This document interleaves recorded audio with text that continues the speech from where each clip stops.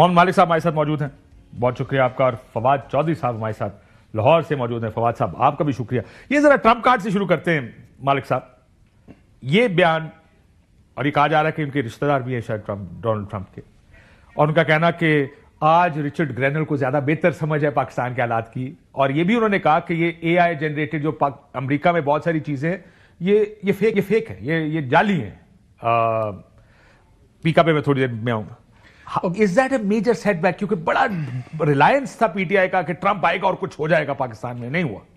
Yes and no, क्योंकि देखिए ये किसी ऑफिशियल कैपेसिटी में तो नहीं आए हुए ना, ये एक ट्रेड के सिलसिले में आए डेलीगेशन के साथ है। हाँ, तो लेकिन वही जिस तरह हम ग्रेनल के बारे में कहते हैं जी उनकी असल स्ट्रेंथ ये नहीं है कि वो सिस्टम का हिस्सा है, वो उनकी ट्रंप के छोटे बेटे से बड़ी दोस्ती है।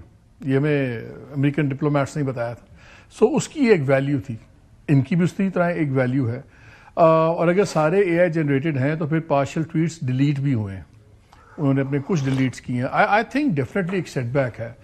लेकिन ये जब सारा सीन हो रहा था, मेरी आज एक दो बड़े इंपॉर्टेंट लोगों से पीटीआई यूएस में बात हुई।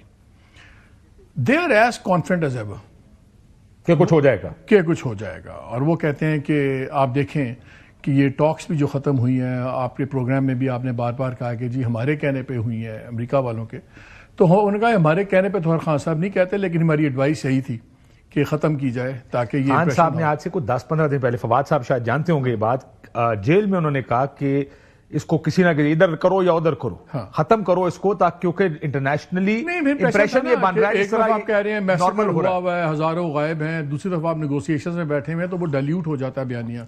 तो उस बयानिए को आप डाइल्यूट ना होने दें, बिकॉज यहाँ पे तो बात बननी कोई नहीं। सो आई थिंक सेटबैक तो डेफिनेटली आज है, लेकिन पहले मुबारकबाद भी ले लें आप। प्रेसिडेंट साहब ने टिका के साइन कर दिया फौरी तौर पे फीका। सो अब देखते हैं आगे क्या होता है। तो आप जेल जाएंगे? सारे जाएंगे, एक एक करके सारे जाएंगे। लेकिन सबसे ट्रैजिक बात यह है कि एक तरफ आप बात कर रहे हैं कि हमने दुनिया से इन्वेस्टमेंट्स करवानी है, हमने दुनिया से ये करना है, हमने एक बड़ी स्टेबिलिटी का इंप्रेशन देना है। दूसरी तरफ आप इस तरह की हरकत कर रहे हैं कि आप रिग्रेसिव मेजर्स ले रहे हैं। और देखिए, मैं before you go to Fawad, मैं एक चीज़ ऐड करना चाह रहा हूँ, ये इसको आइसोलेशन में ना देखें जो ये पैका का हुआ।